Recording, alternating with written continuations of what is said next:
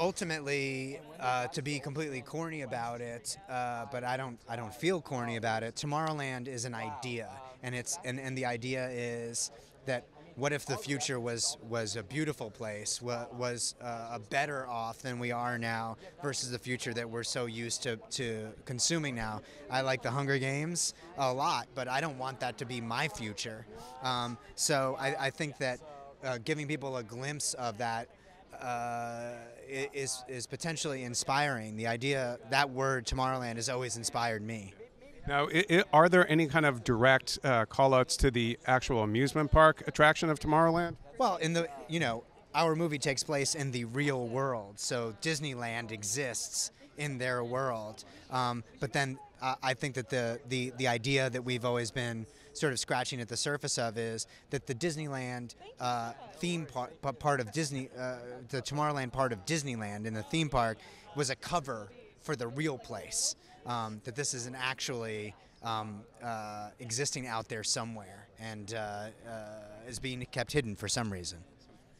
And then my very last question is, actually, we have huge fans of Leftovers, and we're just wondering, there was a bit more hope at the end of the season. Will we see a bit more of that optimism in, at least in the start of season 2?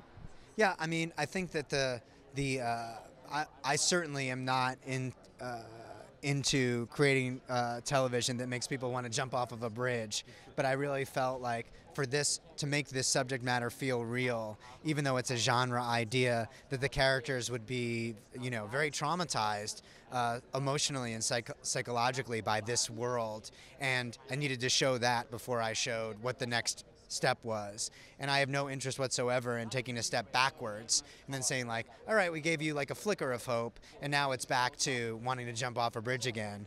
That's the great thing about television, especially serialized television, is you don't have to reset it. It moves in an arc. So we've just started kind of talking about in season 2, and I don't want to give anything away except to say that the worst depression is hopefully over.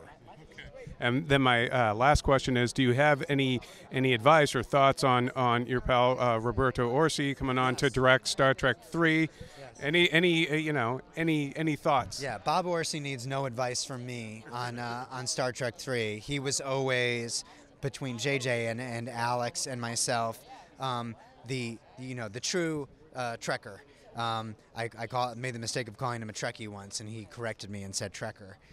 But he has an encyclopedic knowledge, and I loved doing those movies and cared deeply for them. But nobody cares more about that franchise than Bob. So, I know it's in immensely good hands, and he's bringing a lot of the team, obviously, in addition to the cast, from the other 2 movies. And there's just no better people to work with in show business. Thank you so much for your time. Nice to see you. Take care.